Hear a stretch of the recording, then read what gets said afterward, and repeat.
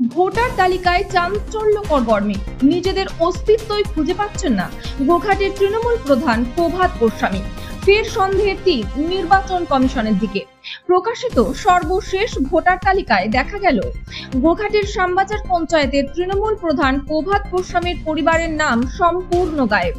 অভিযোগ, 1971 সাল থেকে নিয়মিত ভোট দিয়ে আসা এই পরিবারের নাম 2002 সালের ভোটার তালিকায় নেই। প্রভাতবাবু জানান, শুধু তার নাম নয়, তার বৃদ্ধ বাবা চিত্তরঞ্জন গোস্বামী, মা, কাকিমা, কাকা কারোর নামই খুঁজে পাচ্ছেন না পরিবারের সদস্যরা। অথচ চিত্তরঞ্জন বাবু পঞ্চায়েতের প্রাক্তন উপপ্রধান ছিলেন এবং 1971 সাল থেকে প্রত্যেক নির্বাচনে ভোট দিয়েছেন।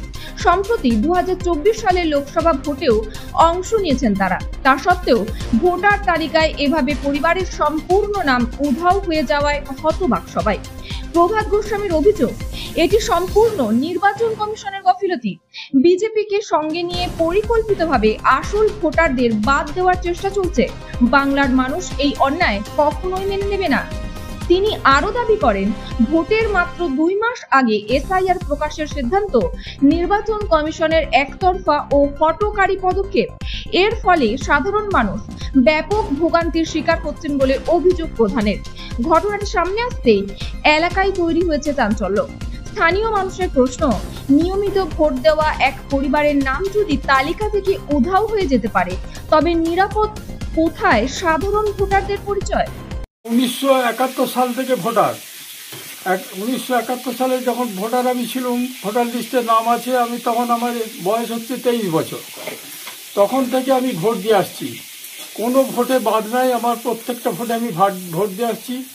আমার আজ প্রায় 79 বছর বয়স।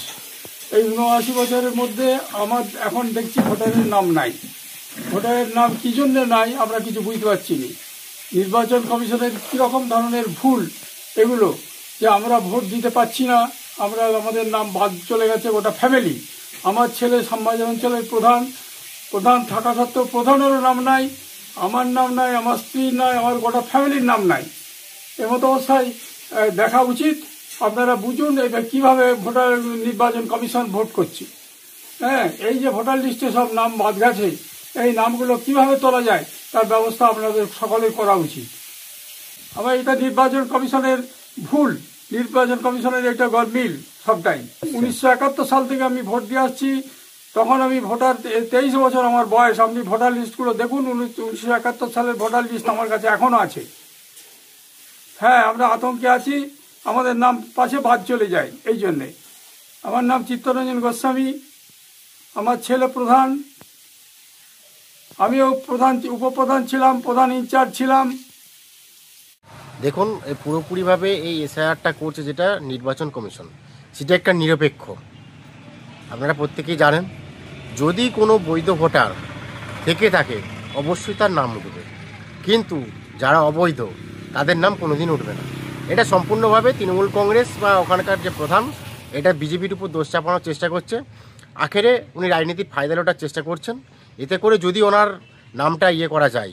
কিন্তু আমরা বলছি সম্পূর্ণভাবে নির্বাচন কমিশন নিরপেক্ষভাবে করছেন। যদি উনি অবৈধ না হয়ে থাকেন, যদি বৈধ হন, তবে কিন্তু ওনার নামটা উঠবে, নাহলে কিন্তু ওনাকে এখান থেকে চলে যেতে হবে।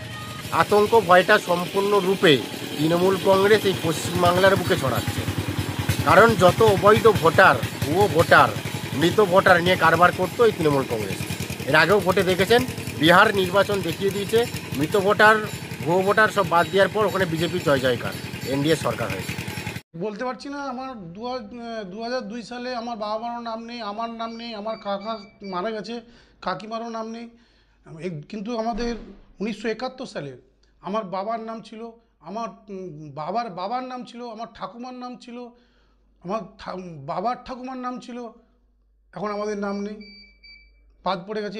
এটা তো সম্পূর্ণ নির্বাচন কমিশনের গাফিলতির জন্য হয়েছে।